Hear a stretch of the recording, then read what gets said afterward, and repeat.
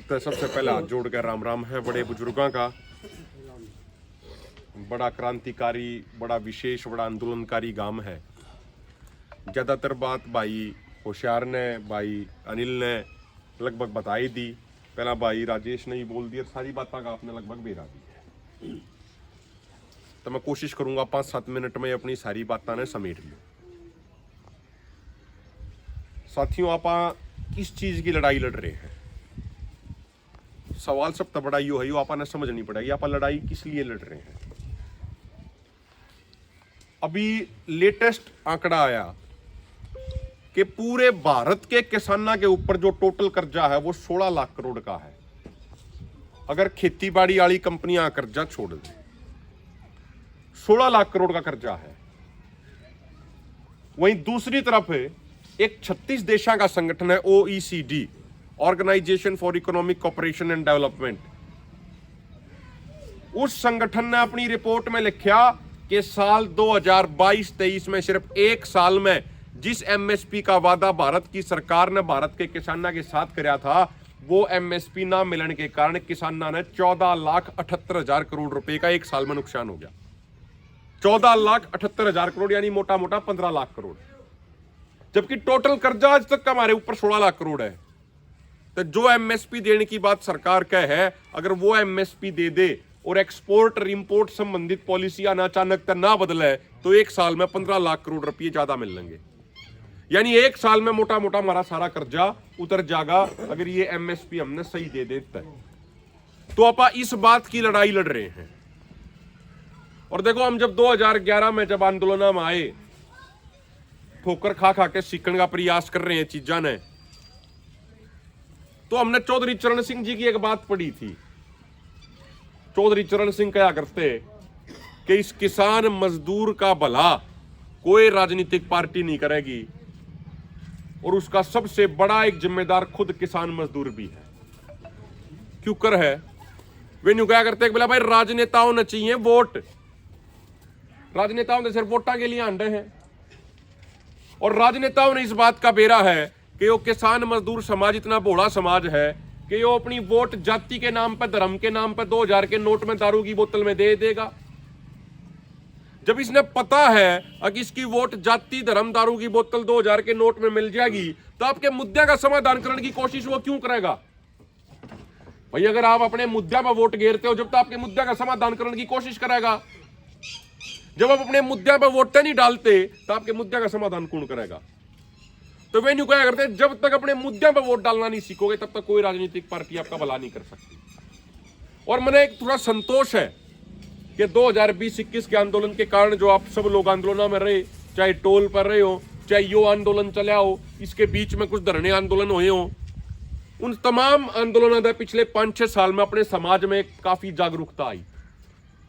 जब लोकसभा इलेक्शन तक पहला हम लगातार गांव में प्रचार कर रहे थे, लोगों से पूछा करते बुजुर्गों से, तो बुजुर्ग न्यू क्या करते बोला भाई क्या वोट घेरेंगे बीजेपी ने हराने के लिए। माताओं क्यों घेरोगे? बोला भाई इसलिए घेरेंगे, इन्हें 378 दिन सड़कों में बैठाए रखे, इन्हें हमारे 833 किसान शहीद कर दिए, इस आंदोलन में 30 किसान शहीद कर दिए, इन्हें मारते हमारा MSP नहीं दिया। यानी 15%, 20% लोगों में थोड़ी जागरूकता आ गई थी अपने मुद्दों को लेकर। और भाई ये हमारे मुद्दे हैं, ये हमारे मुद्दे पूरे नहीं करे, इसलिए हम इनकी खिलाफत करेंगे। जो बात चौधरी चरण सिंह कहा करते कि अपने मुद्दों पर वोट गिरनी सीख लो। तो यह 15%, 20% की जागरूकता आ गई। और उस जागरूकता का नतीजा के आप एक बात देख लो, भारत देश आजाद होया 1947 में। 1947 में भारत देश आजाद होया था। आज 2024 है।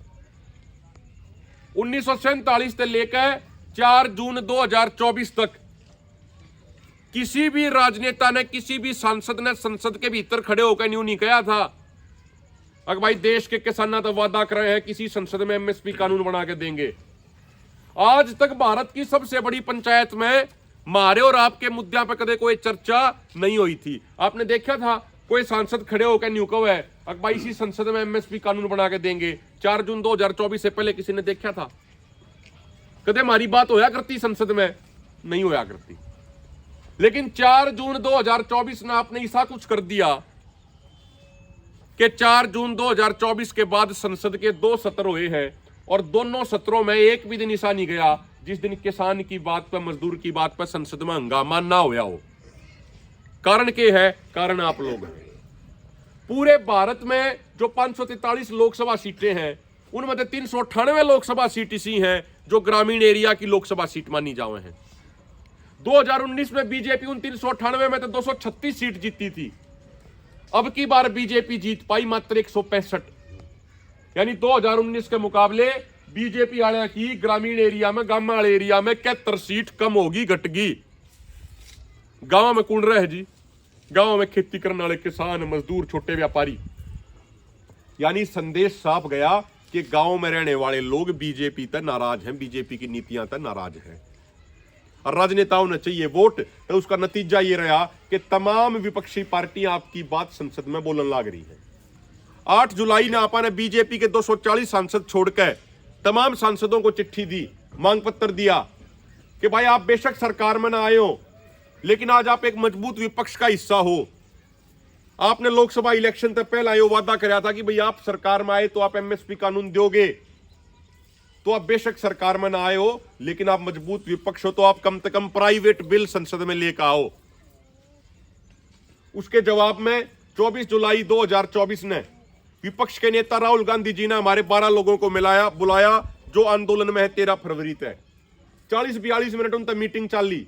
हमने कोई और बात नहीं करी, सिर्फ 3 ने बात करी कि एमएसपी गारंटी कानून का मुद्दा उठाओ, जमीन अधिग्रहण का मामला बदलना जाना चाहिए जो नया कानून बीजेपी ने बना दिया, और मनरेगा के तहत मजदूर भाइयों के लिए बजट घटाने की बजाय बढ़ाया जाए। उन्होंने कहा भाई संसद में इस तरीके का मुद्दा उठाओगे और पूरा देश का किसान देखेगा। 30 जुलाई ने उन्होंने संसद में खड़े हो गया बात कही कि भाई इसी संसद में एमएसपी कानून बना के देंगे।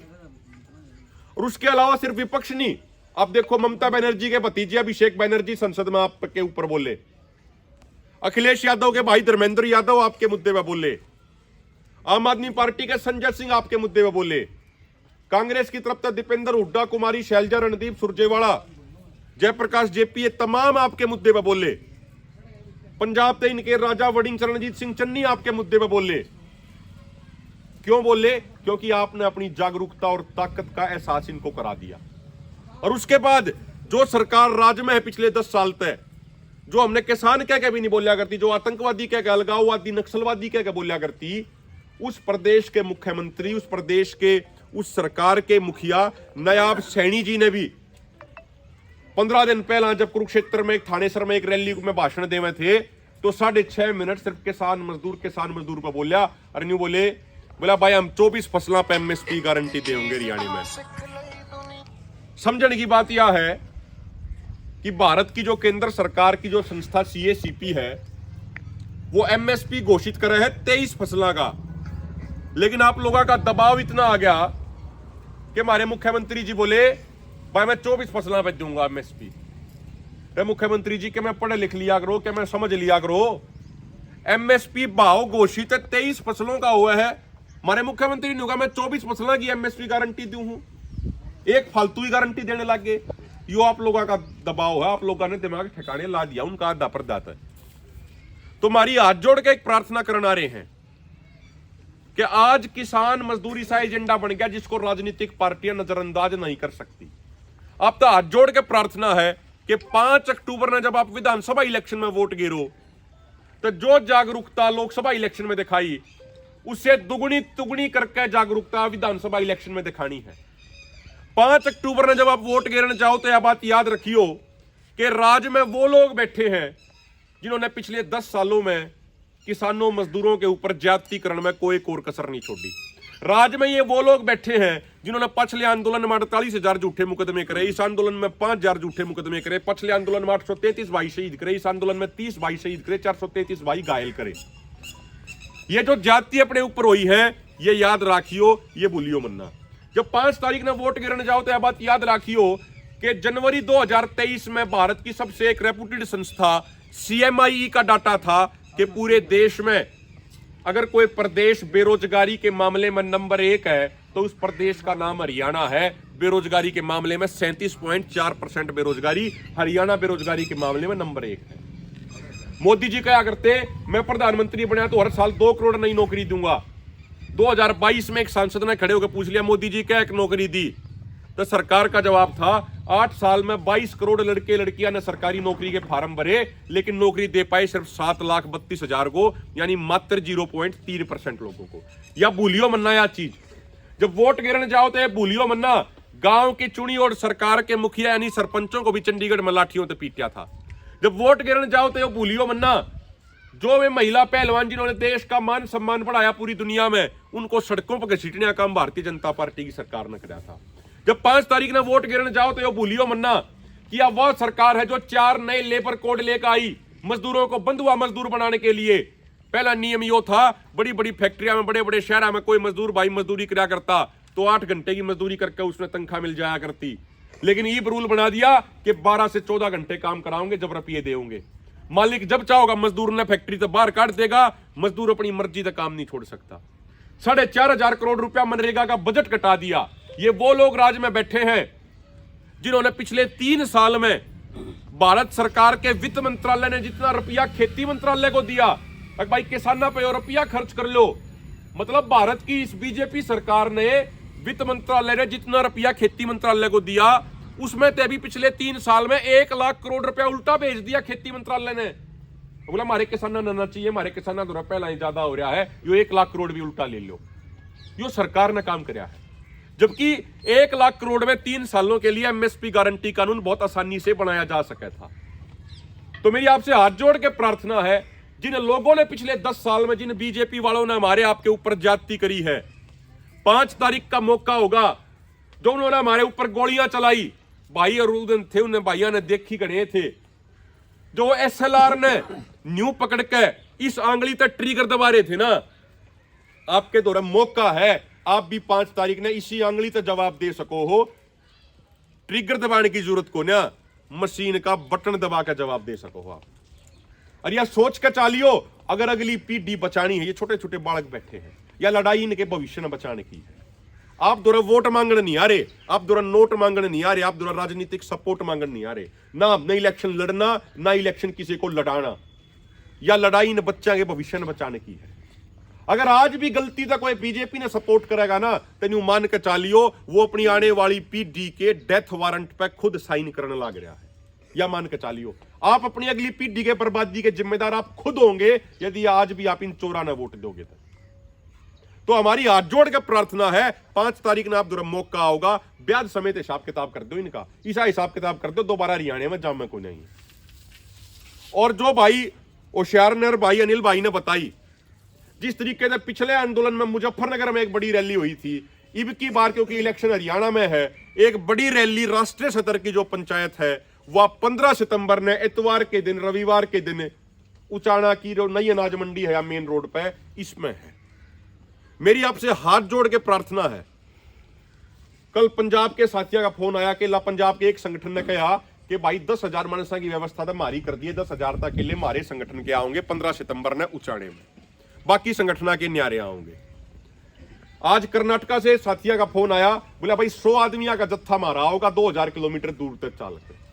बोला भाई किराया घना लाग गया ना, तो घने भी आ जा, लेकिन 100 आदमी जरूर आओगे 2000 किलोमीटर दूरी तक चल के, कर्नाटका तक भी, जम्मू कश्मीर तक भी आओगे, सब जगह तक आओगे।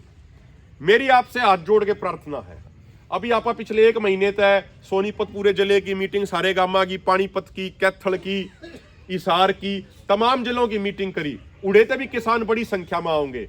आपसे हाथ जोड़ के एक प्रार्थना है कि 15 सितंबर में आपका गांव तो नजदीक है, अधिक से अधिक संख्या में, छात्र तो बड़ा क्रांतिकारी गांव है, एक 6 घंटे का प्रोग्राम है 10 बजे तक लेकर 4 बजे तक। तो आपसे मेरी हाथ जोड़ के रिक्वेस्ट है, हाथ जोड़ के प्रार्थना है कि 15 सितंबर ने सुबह 10 बजे अधिक से अधिक संख्या में उचाना की नई अनाज मंडियां पहुंचने का काम करें, ताकि लगभग हाथी ते लिगड़ लिया, ईबीओ एमएसपी गारंटी कानून खातर सिर्फ पूछ लिगड़ नहीं रह रही है, सरकार दबाव में है। वो दिन दूर नहीं जब सरकार ने एमएसपी गारंटी कानून बनाकर आपको देना पड़ेगा।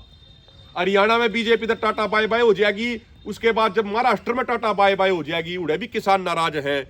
तो जिनकी बैसाखियां के सारे ये केंद्र में सरकार चला रहे हैं ना, वे भी अपना झोला ठा के चलने की तैयारी करेंगे। और उस हालात में सरकार ने आपको एमएसपी कानून देना पड़ेगा और अगली आने वाली पीढ़ी हमारी बच सके। एक वो तरीका है एमएसपी गारंटी कानून अपनी आने वाली पीढ़ियों को बचाने का। तो इसलिए आपसे मेरी पुनः प्रार्थना है, 15 सितंबर एतवार का दिन है, गौर करियो। 15 सितंबर रविवार न अधिक से अधिक संख्या में उचाने की नई अनाज मंडी पहुंचियो। और कुछ पर्चे हैं आखिर में, ये कुछ पर्चे हैं, किसी पॉलिटिकल पार्टी के पर्चे नहीं हैं। इनमें 5 लाइन तो इस बारे में लिखी गई है पिछले 10 साल में इस सरकार ने किसानों के लिए क्या किया। 5 लाइन इस बारे में है मजदूरा के लिए क्या होया। 5 लाइन इस बारे में है महिला पहलवाना के लिए क्या। 5 लाइन इस बारे में है बेरोजगार के लिए क्या। किसी राजनीतिक पार्टी के फंडिंग तो पर्चे नहीं छप रहे। एक एक आंदोलन के भाई ने एक पीसा खून पसीने की कमाई जोड़ के पर्चे छापे हैं। न्यू मत करियो कदे पर्चे लेकर जाओ और हड़ता जाती नाली में फेंक जाओ। पर्चे पढ़ने भी हैं और पढ़ाने भी हैं। इब इलेक्शन में लगभग 28 दिन रह रहे हैं। जब आप एक दिन में सिर्फ एक आदमी ने समझाओगे ना, भाई मारी गेल यो कर भाई ध्यान रखियो, बात भूल जाओ तो ये पर्चे में तो पढ़ के समझा दियो। अगर एक दिन में एक आदमी ने भी समझाओगे ना तो पूरी मुहिम बन जाएगी, पूरी लहर बन जाएगी। तो मेरी हाथ जोड़ कर प्रार्थना है, ये पर्चे पढ़ियो भी, ये पर्चे पढ़ाइयो भी। और एक नौजवान भाई एक बार आ जाए, एक बार सारे तो एक बार एक पर्चा सारा तो जरूर दे दे एक बार। ले भाई ले 2 मिनट और रुक जाओ, ये पर्चा लेकर जाइयो, पढ़ के जाइयो। आपने सुना, बहुत बहुत धन्यवाद।